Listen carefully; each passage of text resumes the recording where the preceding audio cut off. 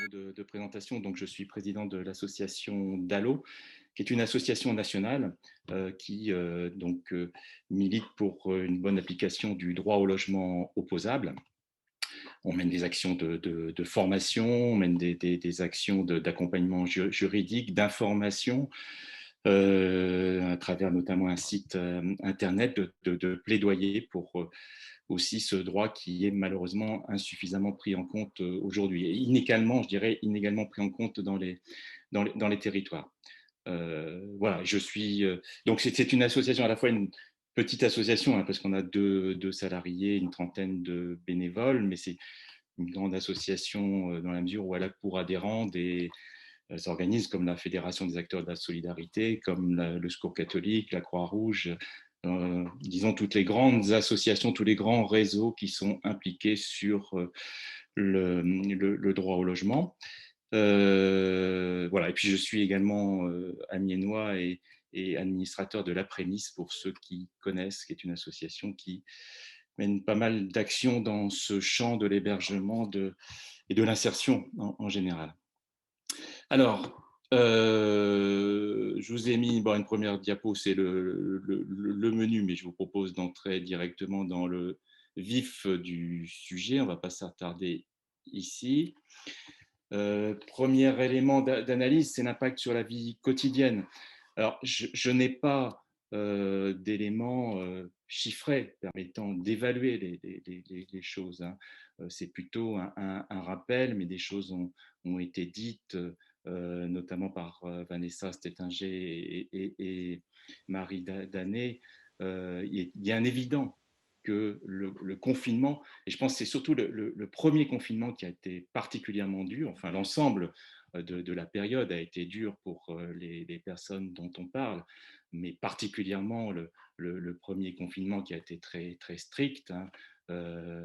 Imaginez la vie des personnes qui déjà en temps ordinaire subissent un habitat en condition de suroccupation, le fait de ne pas pouvoir en sortir. Et premier confinement, les parcs et jardins étaient fermés. Il n'y avait vraiment aucune soupape qui était laissée à la disposition. Toutes ces soupapes qui permettent en temps ordinaire d'arriver à supporter un peu moins mal des conditions de logement qui ne sont pas supportables. Donc la suroccupation, l'habitat insalubre, l'hébergement chez des tiers, ça c'est une catégorie, enfin quantitativement, le mal logement, c'est beaucoup de personnes qui n'ont aucun logement et qui vont d'hébergement en hébergement dans la famille, chez des amis. Et là, voilà, le confinement a eu un impact, d'ailleurs pas seulement pour les personnes hébergées, mais aussi pour les personnes qui hébergent. On a évoqué bien sûr les situations conflictuelles. Il y a un impact, je ne sais pas si on pourra le mesurer un jour, hein, mais à terme, le handicap, il y a un handicap pour la scolarité des enfants de façon générale qui est lié aux conditions d'habitat. Mais quand on connaît une période où effectivement on demande aux parents d'assurer la classe pour leurs enfants en utilisant le support d'Internet, voilà, enfin là, les conditions de logement, outre le fait d'avoir accès tout simplement à un ordinateur Internet, mais les conditions de logement, ça pèse beaucoup. Euh, Bon, et pour les personnes qui sont à la rue également, il y a eu un impact très lourd, essentiellement dans les premières semaines, hein, où même des accueils de jour ont été fermés, des distributions alimentaires ont cessé, elles ont repris progressivement avec des modalités adaptées, mais au départ, ça a été effectivement très dur. Voilà, je ne vais pas détailler tout ça. Encore une fois, bon, je vous ai noté la référence de la Fondation Abbé Pierre dans son rapport annuel a consacré un cahier sur cette question du Covid, mais on ne trouve pas de données bien évidemment quantifiées, mais c'est des choses que l'on sait tous. Un impact sur l'accès au droit, là encore, c'est quelque chose qu'on ne prend pas suffisamment en compte. Ces personnes qui ont besoin d'être accompagnées, aidées dans un certain nombre de démarches, notamment pour leur accès au logement, mais également pour l'accès à des ressources. euh, toutes les permanences sociales ont commencé par fermer, hein, dans un premier temps. Après, on est passé à des modalités plus adaptées, mais c'est resté de toute façon plus compliqué pour ces personnes-là. En matière de logement, les guichets d'accueil des demandeurs de logement social étaient fermés. Alors, il restait la possibilité de faire une demande de logement social sur Internet, hein, pour ceux qui ont accès à Internet. Par contre, pour le droit au logement opposable, là, c'est un combat que nous n'avons pas encore gagné. Il n'est pas possible de faire un recours sur Internet. On reste sur des procédures papier où il faut remplir un formulaire, où il faut joindre des pièces justificatives. Tout ça a été évidemment freiné par les confinements. Et surtout, donc, ce premier confinement qui a vu un gel des délais, les délais de décision des commissions de médiation, donc commissions de médiation qui sont les instances auprès desquelles les personnes mal logées peuvent faire un recours pour être reconnues prioritaires au titre du DALO. Ces instances-là disposent d'un délai pour prendre leur décision. Après, le préfet dispose d'un délai pour exécuter la décision et donc pour reloger la personne si la décision est favorable. Les délais ont été gelés du 12 mars au 23 juin, donc pendant plus de 3 mois, qui rallonge déjà d'autant le délai pour obtenir satisfaction. Les commissions de médiation donc sont tenues d'abord, elles ont été pour beaucoup suspendues, différées. Ensuite, elles se sont tenues en distanciel, dans des conditions qui ne sont pas satisfaisantes, restent non satisfaisantes, hein, parce que je le précise, beaucoup de commissions de médiation continuent de se réunir en distanciel. Dans le meilleur des cas, c'est en visioconférence comme en Zoom, comme on le fait là, et je dirais à la limite, tout se passe bien. Mais pour beaucoup, c'est dans des conférences téléphoniques ou par des réunions mail, ce qui ne permet pas un examen correct et un échange, un débat entre les membres de la commission de médiation. On est confronté déjà en temps ordinaire à des difficultés avec des commissions de médiation qui s'écartent régulièrement du droit.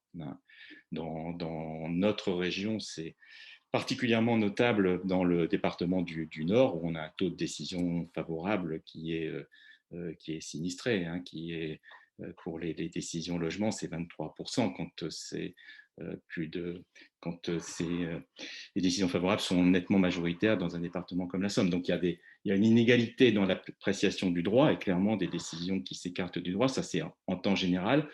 La période du Covid n'a pas forcément facilité les choses. Les délais de justice retardés, parce que malheureusement, on a souvent besoin de faire appel à la justice, soit pour contester une décision de rejet, soit pour faire appliquer une décision favorable. Alors, il y a un recours spécifique dans le cadre du DALO qui s'appelle le recours injonction, qui permet, lorsqu'on bénéficie d'une décision favorable, de saisir le juge pour qu'il enjoigne le préfet d'exécuter la décision. Ça a été à peu près, c'est un délai encadré et il y a eu les juges ont été autorisés à prendre leur décision sans audience lorsque les choses étaient évidentes, donc ça n'a pas été trop retardé, mais pour le reste, il y a eu effectivement des délais qui se sont allongés. Donc ça, c'est pour l'accès au droit. Pour l'accueil en hébergement, les capacités d'accueil en hébergement ont été accrues, mais en grande partie par de l'hébergement hôtelier. Alors, vous trouverez des données, il y a un rapport d'un sénateur là, qui vient de sortir, un rapport du 26 mai 2021, qui n'est pas spécialement centré sur la crise Covid, hein, mais qui donne une analyse sur les capacités d'accueil, les budgets. Les chiffres que je vous donne sont des chiffres nationaux et on ne trouve pas de chiffres régionaux, sauf si vous allez les chercher auprès du SIAO, du département peut-être, mais au niveau national, il n'y a pas de publication malheureusement de chiffres par département. Ce qui est clair, c'est qu'il y a eu une création de places, d'abord par des places spécialisées, ce qu'on appelait les centres d'hébergement spécialisés pour les malades du Covid. Voilà, 3600 places au maximum Aujourd'hui, c'est nettement redescendu. Et puis, augmentation générale des capacités. Il y a eu au total 43 000 places créées en 2020, dont la ministre a annoncé la pérennisation donc là, à la fin de la période hivernale, puisque c'est des places qui étaient créées pour la période hivernale.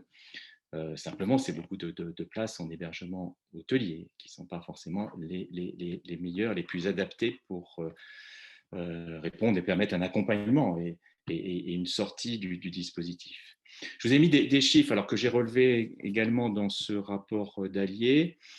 Il annonce plus de 200 000 places. Donc pour le dispositif généraliste, je vous ai mis entre parenthèses, il faudrait y ajouter, ce qui n'était pas visé par le rapport, il y a 103 000 places pour le dispositif spécifique qui vise les demandeurs d'asile et les réfugiés, puisqu'en fait, il y a les crédits ministère du Logement pour l'hébergement généraliste, puis il y a les crédits ministère de l'Intérieur pour les demandeurs d'asile. Et tout ça fait aujourd'hui quand même plus de 300 000 places, ce qui est considérable. D'autant plus considérable si on y ajoute à peu près 250 000 places de ce qu'on appelle le logement d'insertion. Ce sont des résidences sociales, des foyers, de la location sous location, d'intermédiation locative, etc. Donc à la fois, il faut se réjouir de voir que oui, le Covid a provoqué une réaction, une tentative d'adaptation de l'offre aux besoins, mais une tentative insuffisante. Je vais y revenir dans la diapo suivante. En même temps, voilà, c'est quand même pas très satisfaisant de voir que aujourd'hui on a autant besoin de places d'hébergement et qu'on ne répond pas davantage en termes de logement. Oui, j'avais mis une phrase sur les demandes non pourvues, mais je crois que j'ai. Voilà. Ça, voilà.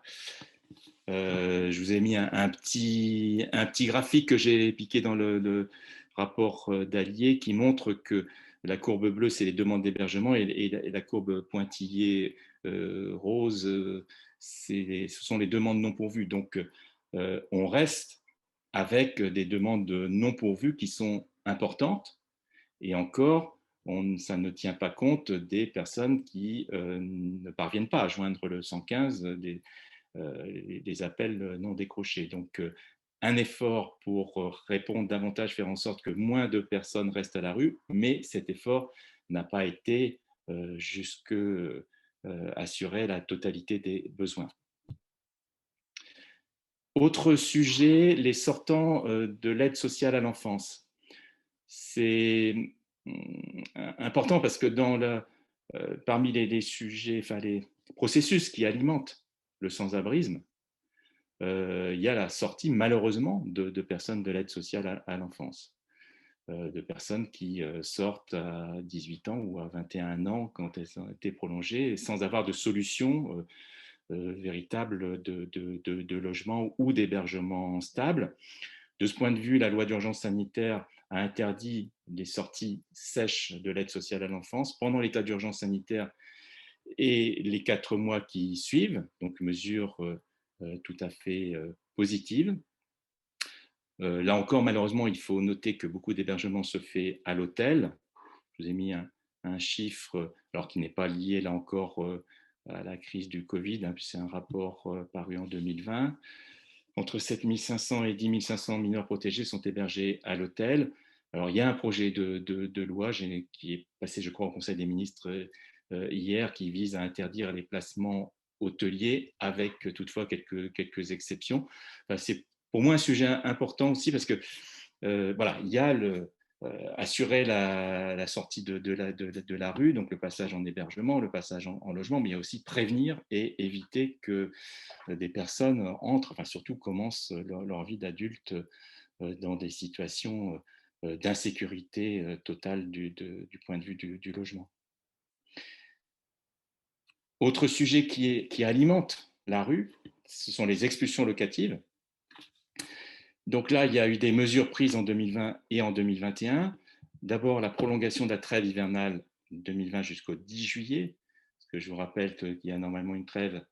Alors, on dit toujours trêve des expulsions, en réalité, c'est la trêve des expulsions sans relogement. Et j'y insiste parce que pour moi, cette trêve devrait durer toute l'année. Il n'est pas normal qu'il y ait des expulsions sans relogement. C'est contraire au droit au logement, tout simplement, qu'il y ait des expulsions sans offre de relogement, quelle que soit la période de l'année. Dans la législation française, il y a à la fois la possibilité de faire un recours d'ALLO, bon, pour les personnes menacées d'expulsion, mais tout le monde ne le fait pas. Et puis, il y a cette trêve hivernale, mais qui ne protège normalement que jusqu'au 31 mars. Donc là, ça a été jusqu'au 10 juillet en 2020. Ça a été jusqu'au 31 mai en 2021. Une mesure positive, il y a eu une aide au loyer ponctuelle, hein, qui a été mise en place pour les personnes notamment touchées par une diminution de revenus. Et puis, après la période de trêve hivernale, en 2020, des instructions du ministre du Logement demandant au préfet de ne pas donner le concours de la force publique, en gros, s'il n'est pas en mesure de proposer un logement aux personnes concernées, ou au moins une offre d'hébergement et d'accompagnement. Voilà. Pour 2021, donc, prolongation de la trêve hivernale, je l'ai dit, prolongation de l'aide au loyer. Une mesure intéressante, l'État annonce qu'il va contribuer, il va mettre en place un fonds d'aide aux impayés locatifs dont la gestion passera en fait par les FSL. Ça va se traduire par un abondement des fonds de solidarité logement, 30 millions d'euros. Donc, clairement, il y a une prise de conscience du fait que la période a fragilisé un certain nombre de familles et donc risque de provoquer, enfin, il y a clairement, les organismes HLM le disent, il y a une augmentation des impayés de loyer. Donc, il y a potentiellement un risque d'augmentation du nombre de personnes dont le bail est résilié. Et puis, il y a une nouvelle instruction au préfet. Alors, celle-là, du 26 avril 2021, co-signée par Emmanuel Vargon et Marlène Schiappa, donc ministère du Logement et ministère de l'Intérieur, mais je vais y revenir parce qu'elle n'est pas aussi satisfaisante que celle de l'an dernier. Donc, les perspectives, d'abord, c'est que voilà, les personnes qui n'ont pas été expulsées l'an dernier, alors malgré tout, je vous ai mis le chiffre, je crois, sur la diapo précédente, où il y a eu 3500 expulsions avec concours de la force publique, quand même. Hein, mais le rythme annuel était de 16 700 en 2019, donc effectivement, ça a été clairement freiné, très fortement freiné en 2020. Mais les personnes qui n'ont pas été expulsées en 2020, sauf à ce qu'elles aient été effectivement relogées, la demande de concours de la force publique court toujours, puis s'y ajoutent les demandes faites pour des jugements d'expulsion récents. Et donc, on estime à 30 000 ménages le nombre de ceux qui sont aujourd'hui susceptibles d'être expulsés avec le concours de la force publique. Or, par rapport à ça, l'instruction que j'évoquais du 26 avril 2021, elle insiste sur le caractère dérogatoire des dispositifs mis en place en 2020 et elle annonce la reprise progressive de la procédure ordinaire qu'elle justifie par une référence à la loi de juillet 89 sur les rapports locatifs et au droit de propriété. Ce qui, moi, m'interpelle parce que une circulaire sur la gestion des expulsions qui fait référence au droit de propriété, qui ne fait pas référence au droit au logement, ça me pose problème. Alors, cette circulaire recommande au préfet de ne pas expulser sans logement ou hébergement, mais contrairement à la circulaire 2020, on leur dit en fonction des capacités de relogement et d'hébergement de votre territoire. Autrement dit, faites au mieux. Mais il n'y a pas d'obligation de résultat.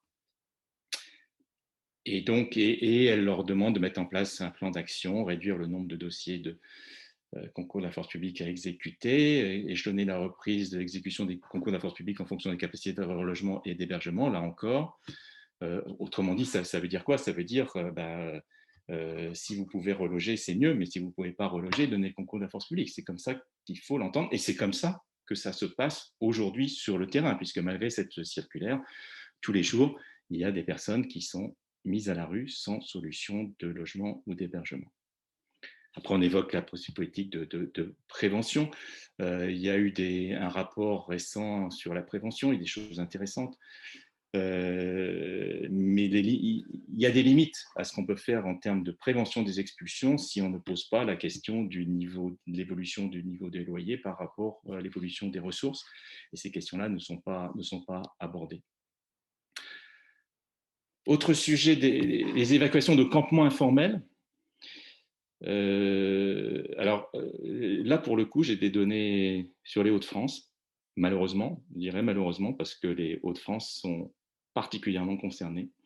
D'abord, ce qu'on peut dire. Alors, donc, vous pourrez aller voir, il y a un observatoire des expulsions de lieux informels qui a été créé par diverses associations avec le soutien de la Fondation Abbé Pierre et qui donc s'efforce de collecter une information, un recensement de ces expulsions.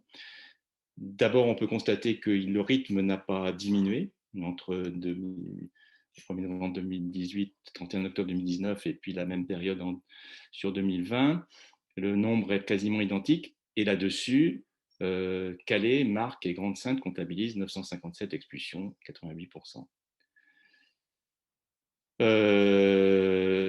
Y compris donc des expulsions pendant le premier confinement. Alors vous me direz, c'est pas grave si on offre un hébergement. Malheureusement, je vous ai copié le graphique que vous trouverez donc sur le site de cet observatoire. Pour 939 expulsions, la totalité ou une partie des personnes expulsées ne s'est vue proposer aucune solution, soit 87% des expulsions. Alors, bon, il faudrait, mais si vous vous intéressez au sujet, et il est important, il y a peut-être des choses à creuser, il faut aller voir ce site. Notamment voilà, la formulation de la totalité ou une partie me gêne un petit peu, puisque ce n'est pas tout à fait pareil. Mais enfin, on peut dire que globalement, ce sont d'abord, quand on donne ces chiffres d'expulsion, ce n'est pas 939 expulsions de ménages, enfin de campements différents, puisque les mêmes personnes, on expulse et les mêmes personnes reviennent et on expulse à nouveau. Impact sur l'accès au logement social. Alors là, bon, c'était prévisible, hein, une chute de 20% des relogements, essentiellement liée au premier confinement, puisque là, tout a été bloqué d'un coup. Les commissions d'attribution des bailleurs sociaux, la loi permettait déjà qu'elles se réunissent en distanciel, mais ça n'avait pas été mis en œuvre, elles n'y étaient pas prêtes. Et puis de toute façon, les déménagements, tout ça ne pouvait pas être géré, donc il y a eu un blocage de fait des sorties. Je vous ai mis là j'ai un chiffre pour les Hauts-de-France, 45 800 attributions en 2020 pour 54 000 en 2019, 56 000 en 2018. Vous voyez, c'est quand même un ralentissement très fort.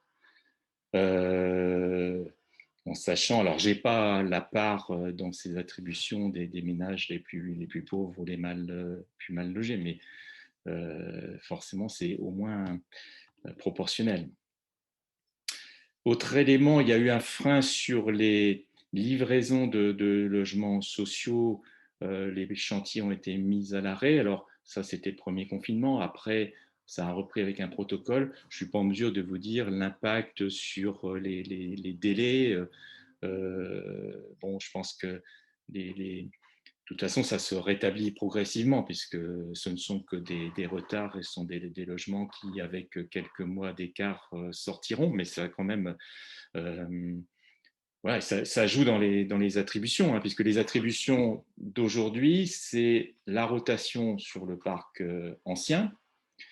Et puis, c'est la totalité des livraisons de la production neuve. Donc, c'est quand même quelque chose d'important. Les perspectives sont par contre très préoccupantes. Une chute du nombre de logements sociaux. Alors ça, c'est une chute du nombre de logements sociaux, j'aurais dû rajouter agréés, ou autrement dit formulés, autrement dit financés. J'ai mal formulé. Donc, ce sont les logements sociaux qui ont vocation à être livrés dans 2 ans ou 3 ans.